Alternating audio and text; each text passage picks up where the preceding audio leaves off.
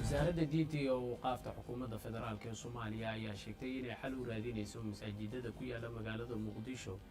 iyagoo kaashanaya culimada Soomaaliyeed si loo hakiyo khatarta uu leeyahay cudurka coronavirus.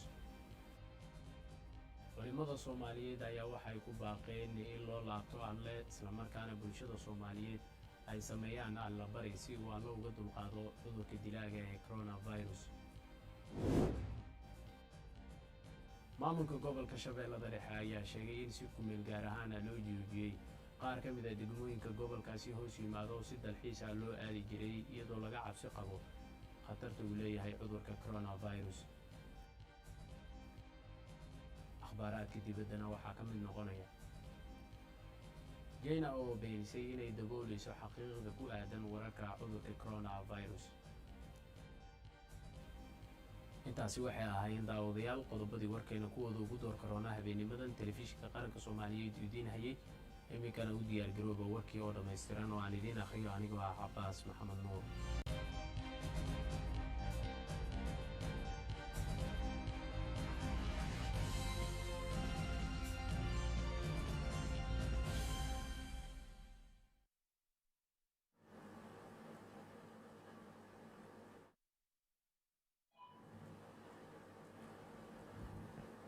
wasaaradda caafimaadka xukuumadda federaalk ee Soomaaliya ayaa waxay ka gudoontay hay'adda Bisha Cas ee laga leeyahay dalka Turkiga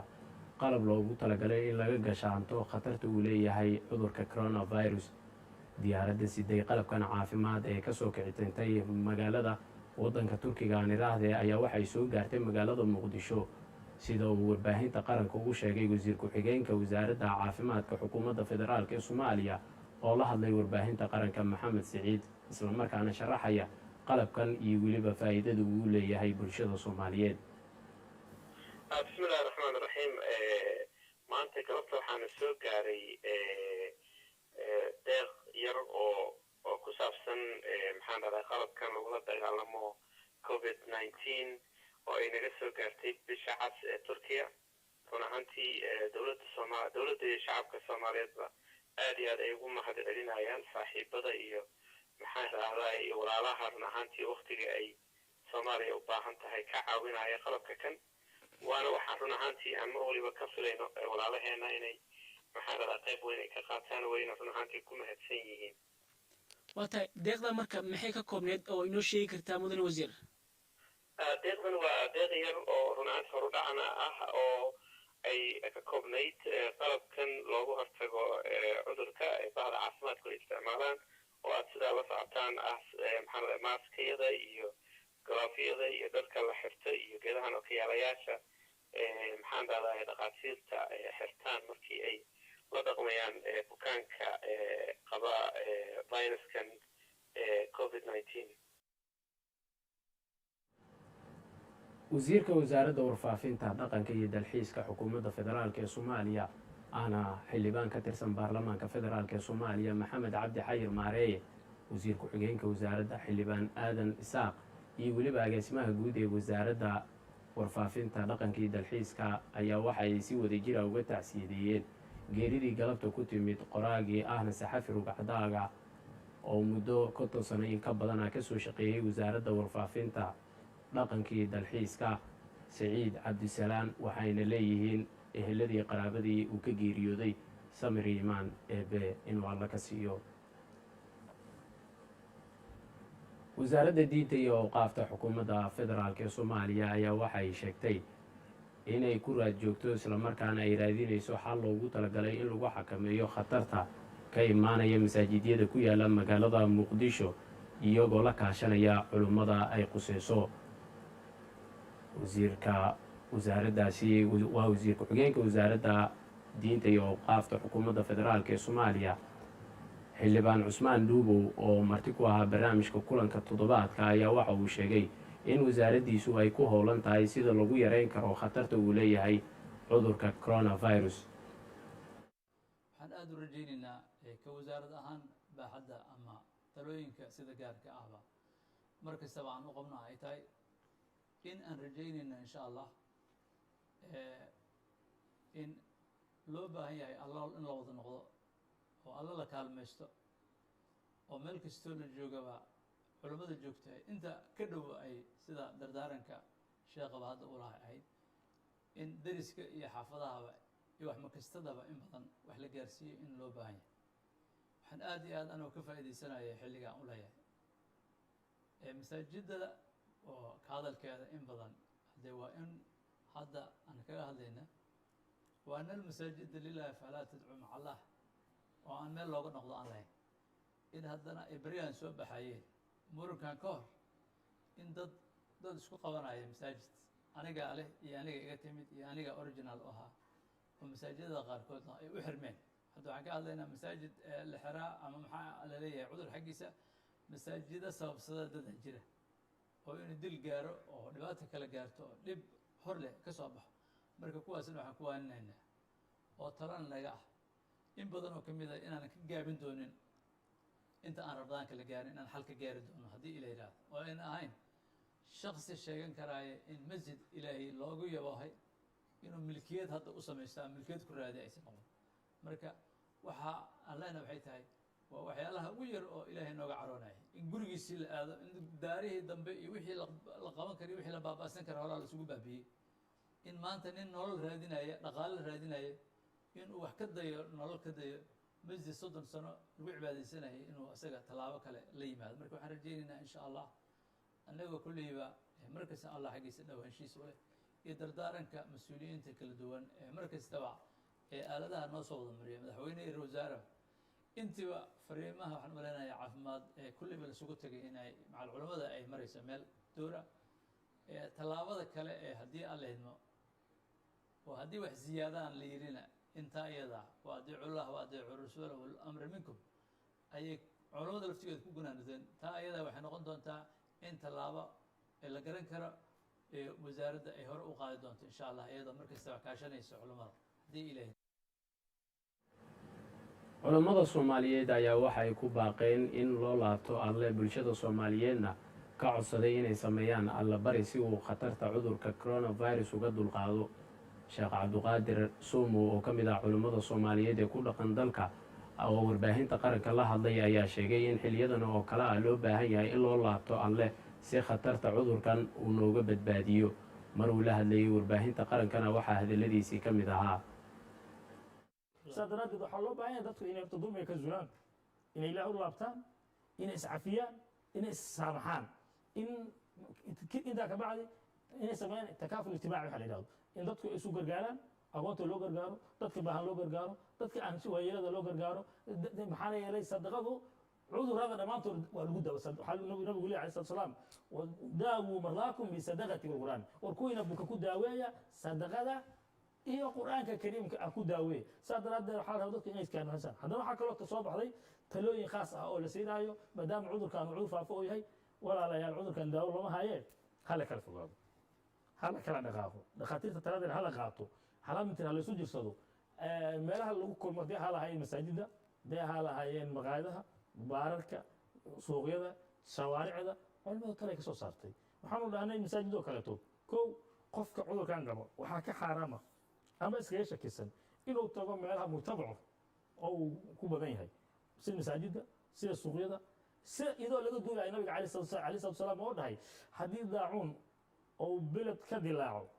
aadna joogina ha gelina haddaa beledkaa joogtiin oo ka dilaacane ha u gudbina iyadoo laga duulaya xadiidkii nabiga alayhi salatu wasalaam oo ahaa haddii ninka geela wato oo ka cadhaysan yahay oo ka jiran yahay geel jiran geel caafimaad qaba ha ku darin darka ha iskugu geynina oo biyahayuna isla cabin maxaa ilahi wuxuu leeyahay ladina aamanuu khuduu xidrakum digtoonidiina qaata waxaa la rabaa dadku inay aaminaan laba arrimood kow cudurka keeni waa makhluuq waxa yar cudurka keeni makhluuq waaye makhluuqaas ilaah baa abuuray ilaahay abuuray makhluuq kale ma geli karo ilaa biiraadati waxaan rabnaa marka adigoo tala saarana ilaahay siduu nabigu uri alayhi salatu wasalaam naf xashaadana xiro allana tala saaro inuu asagoo qofku tala saarana ilaahay inuu yidhaahdo cudurka uu iska dhowro oo ilaah iga ilaali uu yidhaahdo sababtii ula yimaado dib uga baxo masaajid waxaa iska dhanay marka dadka noocaasa inay masaajid gelin mujtamaca inay u tegin waxaan kaloo dhahnay a'imada iyo dadka masaajid gacmaha ku hayo waa inay masaajidda dhammaanteed roogaga oo duqa ah laga laabo la nadiifiyo kuwa cusub lafsadooda qof oo qaba hadduu ku sujuudo qofkii kale waa ku qaadi karaa dhakhaatiirtu lehan iyadoo taladaas la teegila qofka inuu sujaadiisa soo qaato ugaarka ah ama cimaamadkiisa ugaarka ah oo ku sujuudo oo u dhigto iyo in musalliintu ay kala masaafo jamaacaduna ku ansaxayso ya cudurkuna uu isku soo gaarayn sida hal mitir kaleeto inay isu jirsadaan in gacmaha dhaqi oo waxyaabaha jeermiska dilaayo masaajid la geeyo oo lagu gacmo dhaqdaa maasta sanka lagu xirto kaleeto qof macnaa si waxaan u tawjiihina dadka xanuunsan ha teginaan dhahno waa xaarama kuwa iska shakaysan ha teginaan dhahna dadka waayeelada ah ee cudurrada lana noolaado sida dhiikarka sida sukaarka macaanka ah sida cudurrada kaleetood oo qofka cudurkan ku dhaco u nuglaanayo inuu dhibaato ku dhacdo oo oxygen dadka ma kamar aad ogta oo loo heli karaynin wana waxaa dhacday cudur haysatiin bilkuliba kulihiina ku dukada maamulka gobolka shabeellada dhexe ayaa degmooyin hoos yimaada gobolkaasi oo ay ka mid yihiin Hadalle, Warsheekh iyo weliba Balcad waxay si ku meel gaar ahaan u hakiyeen dalxiis goobahaasi lagu aadi jiray iyadoo laga baqayo khatarta uu leeyahay inuu faafo cudurka coronavirus. Wariyahayaga Cabdiraxmaan Xuseen Wadani oo halkaasi inooga soo warramaya si aan baqaadaya qodob wareedkan. maamulka gobolka shabeellaha dhexe ayaa soo saaray amaro si ku meel gaar ah lagu hakinayo dalxiis lagu tagi jiray 3 degmo oo kala ah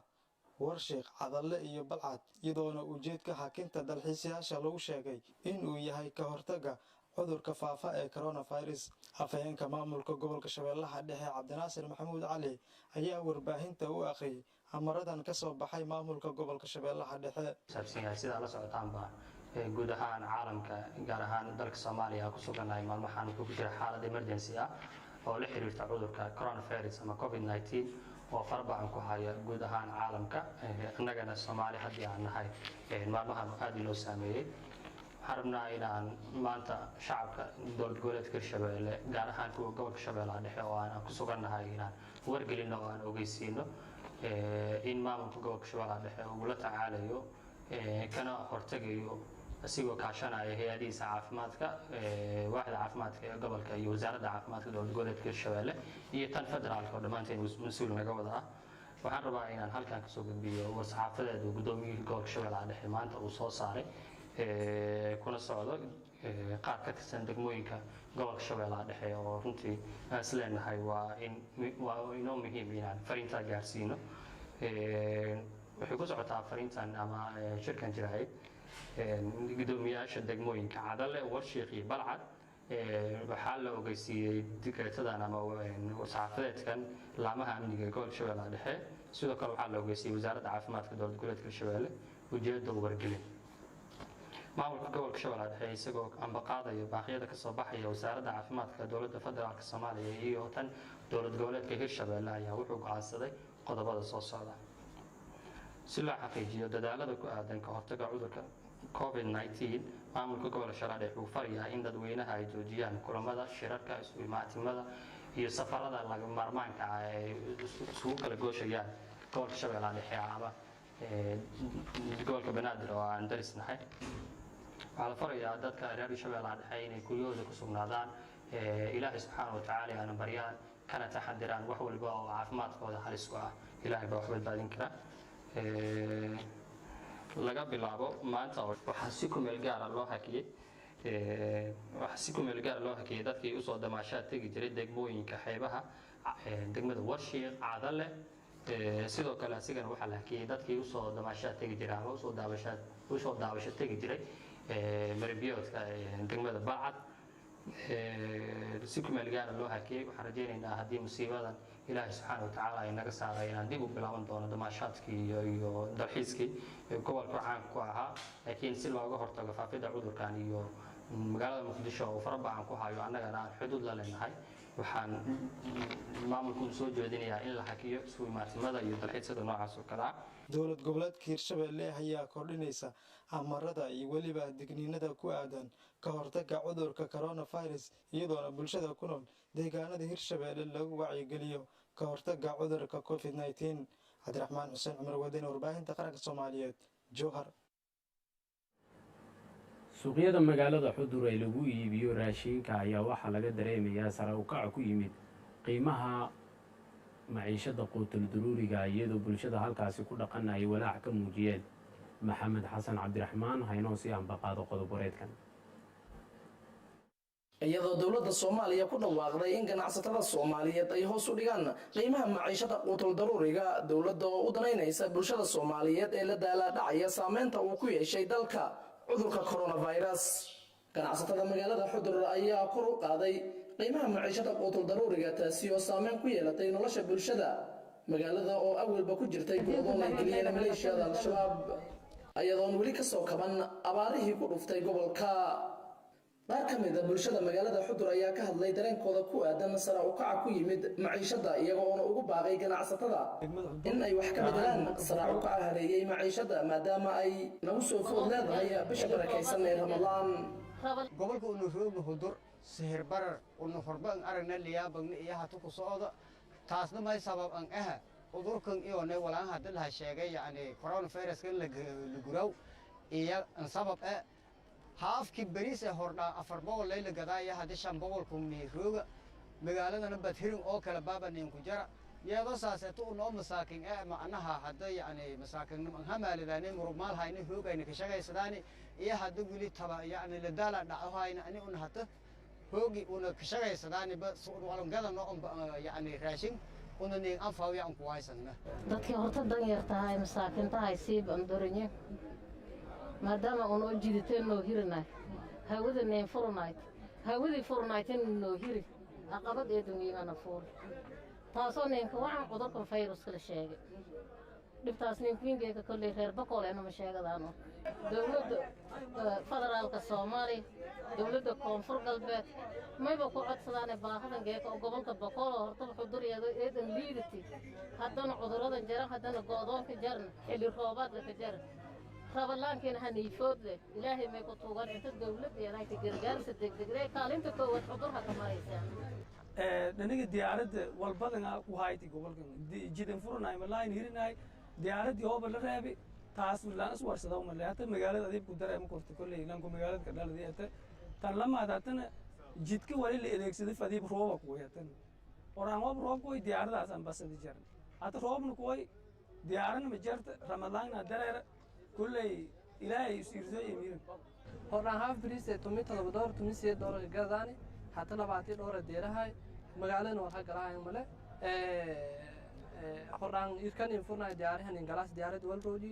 jidkan hirmay roob isin baaragaytan markan suwiyan insaamay yarkon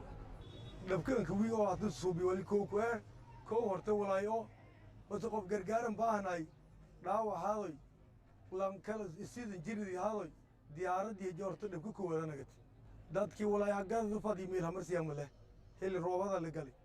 wal hato ilaahay abuuray magaalada walaayaal la aamaay wal galmo jarayiriin madan wali malaysadan ka doran boqolkiiba 9 coronavirus ka udur ahaantii waxaan maciishada ahaan bani saamay meheradu way ka gadaanay cabitaan walyar oo macaan shay kiiladiisa kore hortimii siyeed ku la gaday 25 shilin la gaday wal kastana horan sii koraray corona gina horan sii koraray من واختيارك دوي بالكيا وانتين جبي أهم إسكشرلو يو ولا كشل كذا وبنلا إنه ولا يكرركشين أنا قالوا مقالة دينونين والما كدر كورنا مير والحق كراين من دلوقتي ده كورونا فيروس كون جيسي ويبقوا مدينها أنتيوني معيشة شيء كستشيء ولا كورونا سوما حتى وجنبا حرمت قولك بقول ولي بسامي إن عذوك كورونا فيروس أو هذا دباتوين دي هنديرنا لكن نساميتي وسوها نديرنا نسامي ميلا راي ركا دنكا أو ميلا راي إن قدر ضروري أو بالبرشيد كنوران.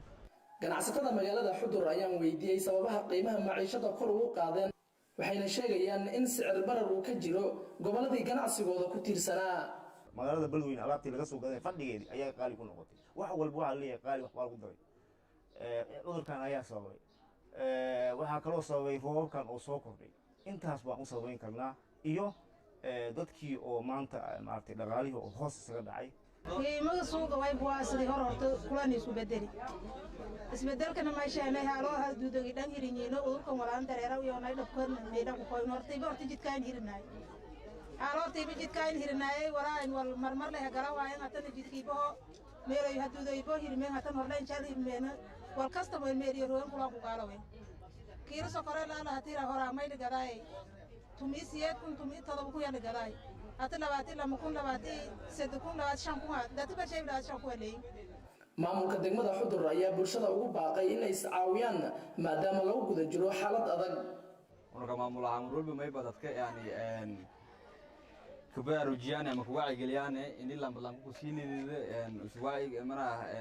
kaalmay runtii la iska talado dad markan wada shaqeeyo nagada cabashada bulshada magaalada Xudur ayaa ku soo aadaysa xilli wasaaradda maaliyadda Soomaaliya ay uga digtay ganacsatada inay kordhiyaan qiimaha maciishada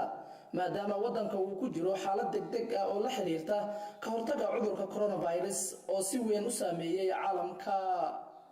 maxamed xasan cabdiraxmaan raadiyaha telefishinka qaranka magaalada Xudur dhalinyarada ku nool magaalada Gaalkacyo ayaa bilaabay olole wacyigelin ah isla markaana ay u sameynayaan bulshada halkaasi ku dhaqan si looga wacyigeliyo khatarta uu leeyahay cudurka safmareenka ee COVID-19 cabdirasaaq maxamed axmed wariyaha warbaahinta qaranka halkaasi uga soo warrama ayaa faahfaahinaya iyadoo ololaha wacyigelinta ka hortagga faafitaanka cudurka COVID-19 uu si joogta xilligani uga soconayo guud ahaan dalkeena Soomaaliya ayaa waxaa maanta magaalada Gaalkacyo dhalinyaro isxilqaantay ay ka bilaabeen wacyigelin ku aadan qaadashada talooyinka caafimaad ee la xiriira ka hortagga faafidda caabuqa coronavirus iyagoona bulshada u qaybinayay agabyo loo oran karo waxa ay qayb ka qaadan karaan ilaalinta caafimaadka bulshada ugu horeyn Dr. Mahad Maxamed Faarax Timcade ayaa bulshada ku booriyay qaadashada talooyinka caafimaadka bulshada waxaan ku wacyigelinaynaa kala fogaanshaha inay ilaaliyaan darbiyada iyo meelaha ay taataabanayaan iyo waxaasna intay iska dayaan dadkana ay kor ka salaamaan isla markaasna ay mar kastaba ku faraxshaan biyo socdo oo jeermis dile leh meelaha magaalooyinka laga soo galana waa in la dhigaa jeermis dile waa in la dhigaa dadku waa inay face maskana iska xirtaan kii heli kara kii kale waa inuusan dadka ku buficin kuna neefsan cudurkaana wuxuu ku gudbaa neefta hindhisada dropletska waxa la yidhaahdo marka waxaan leenahay wacyigelinta dhaqaatiirta iyo talooyinka dhaqaatiirtana ha la qaato waxaan ilaahay baan ka magagaranaa laakiin waa in si aad iyo aada maaragtay loo taxadiraa baashi xasan ereg oo ka mid ahaa dhalinyarada Gaalkacyo ee u istaagay wacyigelinta bulshada ayaa isna dhankiisa ka warbixiyey dadaalada ay wadaan ee ku aadan ilaalinta caafimaadka bulshada ee sida looga baahan yahay in laga wada qayb qaato wacyigelinta ololaha ka hortagga faafitaanka caabuqa COVID-19 anoo ku hadlaya magaca ururada bulshada reerka Gaalkacyo ee dalaal Egisrajo waxaan maanta fursadda uga faa'iideysanayaa ummadda Gaalkacyo degan qaybaheeda kala duwan inay cudurka coronavirus aysan yaraysan waa cudur halisa waxaan ka bixinaynaa wacyigelin mar labaad iyo mar saddexaad iyo mar afraad qof walba waa haas waajiyeeyo hawsha arrimihiisa iyo caafimaadkiisa iyo farxalka ha badiyo qof walba waa qofka kale ha ka fogaado cidiyihiisa ha jaro qof walbaba ha ka taxadaro gurigiisa iyo ilmihiisa iyo noloshiisa ha ka fakaro cudurkani waa halis wadamo naga caafimaad badan oo naga taqaatiir badan oo naga xoog badan buu laayay waxaan ka codsanaynaa ummadda Gaalkacyo inay ka taxadaraan cudurkan farahooda ilaalsadaan iskana ilaaliyaan kana taxadaraan dowladda federaalka waxaan ka codsanaynaa dowladda federaalka iyo maamulka galmudugba inay arrintaas naga caawiyaan gobol ahaan naga caawiyaan wacyigelin aan ka sameyno waana wadaynaa insha allahu cabdirasaaq maxamed axmed warbaahinta qaranka Soomaaliya Gaalkacyo war goordhowna soo gaarayna waxa uu sheegayaa isla markaana aanu ka soo xignay wasaaradda caafimaadka in baaritaan lagu sameeyey 47 muwaadin oo maray baaritaan dhanka caafimaadka ayaa waxaa la sheegayaa in laga helay 37 ka mid ah muwaadiniintaasi cudurka coronavirus astaamihiisa waxaana 24 saac ay sameeyeen wasaaradda caafimaadka baaritaankan iyadoo dhimashadana maanta la sheegayo in qof ka mid ah uu dhintay cudurkaasi iyadoo ay ka dhigan tahay tirada guud marka aynu ka hadlayno 116 ruux wixii warar ay kusoo ziyaada arrimaha wasaaradda caafimaadka iyo weliba dadka la ildaran cudurkan wararka iyaga iyo barnaamijyada soo socda ayaad ku ogaan doontaan cudurka safmareenka ee covid-19 ayaa waxa uu dhibaatooyin ba'an ku hayaa dalalka yurub. soomaalida ku nool dalka norway ayaa qayb ka ah dadka uu dhibaatada ba'an ku hayo islamarkaana uu saameeyey marka aanu ka eegayno dhanka dhaqaalaha iyo noloshaba. wariyaha warbaahinta halkaasi uga soo warrama xasan siciid raasto ayaa arrimihii ugu dambeeyey xaaladda soomaalida ee halkaasi ku sugan inoo soo diray warbixintan. intuu cudurka coronavirus yimid dalka norway waxa uu cudurkani asiibay dad badan oo soomaali ah. tirada dadka soomaaliyeed ee cudurkan ku dhacay ayaa lagu qiyaasayaa inay tahay 300 oo qof, inkastoo aan la ogeyn tirada rasmiga ah. ilaa iyo hadda tirada soomaalida ee dalka norway ugu geeriyootay cudurkan waxa ay gaaraysaa 3 qof. ka sokow dhibaatada caafimaad darro ee cudurka coronavirus u geystay dadka uu asiibay, waxa uu sidoo kale si weyn u saameeyey dhanka shaqada oo dad badani ay waayeen shaqooyinkoodii, qaar kalena dakhligoodii uu hoos u galay. haddaba dadka soomaalida oo intooda badan caasimadda Oslo ka xoogsada shaqooyinka adeega bulshada sida gaadiidka dadweynaha ayaa ka mid ah dadka uu sida gaarka u saameeyey coronavirus. qaar ka mid ah darawallada tagaasida wada magaalada Oslo oo la hadlay warbaahinta qaranka ayaa sheegay inay ku jiraan xilli adag oo shaqo. hadda waxaan taagnahay halkan 3 saac ilaa 4 saac marka laga eego xilligii coronavirus ka hor meesha aan 20 daqiiqo ka taagnaan jirnay ama 25 daqiiqo ama 30 daqiiqo oo masada waxaan taaganahay 3 saac 4 saac. marka intaasaa kaaga filan inuu saameeyey anagana saameeyey waddanka dhan uu saameeyey, intaasaa kaaga filan. marka waxaan isdhihi karaa wax weyn buu u dhimay. dabcan soomaalida tagaasida Oslo waxaa ugu badan dadka ka shaqeeya Soomaaliya u badan yihiin. marka aniyo aad bay noo saamaysay, waayo marka hore aad baan u shaqayn jiray, shaqooyinka aad baan mataqaanaa lacago fara badan baan ka samayn jiray, biilasha reerka wax walba mataqaanaa waan ka habaysan jiray. hadda laakiin abti waxaad moodaa xaaladuhu mataqaanaa inay aad u xun yihiin. hadda saaka waxaan soo galay ilaa iyo 7 subaxnimo saakaan soo galay, ilaa hadda 2 qof oo keliyaan qaaday. awal markaan xilliyadaas saacadaha marayo kale waxaan qaadi jiray ilaa iyo already ama shaqadan ka bixi jiraba, ma fahantii, already shiftigii lagu talagalay lacagtiisi waan hayay. hadda laakiin xataa ruuc ma hayo lacagtii. marka waa iska taaganahay daadsid. marka waa problem uu keenay coronavirusku. ilaahay naga dulqaado, inta qabta ilaahay caafimaadka ka siiyo. aad baan mataqaanaa waxa weeye noo saameeyey xag dhaqaale iyo xag magaranaysaa dadkii wax buufis baa ku wada dhacay. xataa dadku soo raaci lahaa qaarkood wayba lugeynayaan. qofkii wuxuu maaha aaminayaaba taksi hadduu raaco ama baska raaco inuu mataqaanaa wax kale magaranaysaa ama coronavirus ku dhacayo. ra-iisul wasaaraha dalka Norway Anna Solberg oo dhowaan warbaahinta kala hadashay dadkeeda ayaa sheegtay in si tartiib ah laguna soo noqonayo iskuulada. maalinta Isniinta ay taariikhdu tahay 27 bisha Abriil, waxaana ay sheegtay in dib loo furayo iskuulada ardayda dhigta dugsiyada hoose, gaar ahaan kuwa dhigta dugsiga fasalka 1 ilaa iyo 4. xasan siciid raasta, raadiyaha iyo TV-ga qaranka Soomaaliyeed, Oslo, Norway. halka warkaasi aad ka daawanaysaanna waa xarunta dhexe ee telefishinka qaranka Soomaaliyeed uu ku leeyahay magaalada Muqdisho. dowladda dalka Shiinaha ayaa beenisay inay dabooleyso xaqiiqda wararka quseeya cudurka safmareenka ee coronavirus COVID-19. China ayaa maanta beenisay eedeymaha dalalka reer galbeedka ee ah inay qarisay xaddiga faafinta cudurka coronavirus. waxa ay sidoo kale ku gacan saartay tuhunka Mareykanka ee ah inay xiriir hoose ay la leedahay ururka caafimaadka adduunka ee WHO. afhayeenka wasaaradda arrimaha dibadda ee dalkaasi ayaa qiray in sida dhaqsida leh ee uu ku faafay fayruskan ay keentay in la shaaciyo tiro ka yar tan saxda ah, taasi oo dhalisay in maanta China ay sare u qaado tirada dadka uu soo ridanayo cudurka. hase yeeshee waxa uu yidhi marnaba ma jirin wax qarin ah, mana ogolaan doono in wax la qariyo. tuhunada ku saabsan in China ay xiriir dhow la leedahay ururka caafimaadka adduunka ee WHO ayaa ah kuwa loogu gafayo dowladda dalkaasi, ayuu yidhi wasiirka arrimaha dibadda ee dalka Shiinaha. madaxweynaha Mareykanka Donald Trump ayaa su'aalo ka keenay sida China ay ula tacaashay faafitaanka cudurka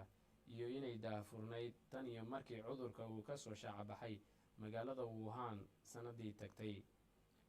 xogayaha arrimaha dibadda ee Britain iyo weliba madaxweynaha dalka Faransiiska ayaa sidoo kale Khamiistii shaki geliyey jawaabta China ee qusaysa arrimaha fayruska. tuunadan ayaa mar kale soo shaacabaxay maanta kadib markii mas-uuliyiinta magaalada Wuhan oo ahayd xudunta cudurka ee dalka China ay tirada dhimashada sare u qaadeen 50% ama 1.290 oo ay gaarsiiyeen 3,869 qof, taasi oo tirada guud ee dalkaasi ka dhigaysa 4,632. guud ahaan warkii caalamka oo aad kala socoteen telefishinka qaranka Soomaaliyeed xaruntiisa dhexe ee Muqdisho ayaa intaa ku eg. warka waxaa idila socodsiinaya anigoo Cabbaas Maxamed Nuur ah. warkan warka xigeentaan ku kulmi doono daawadayaal nabadgelyo.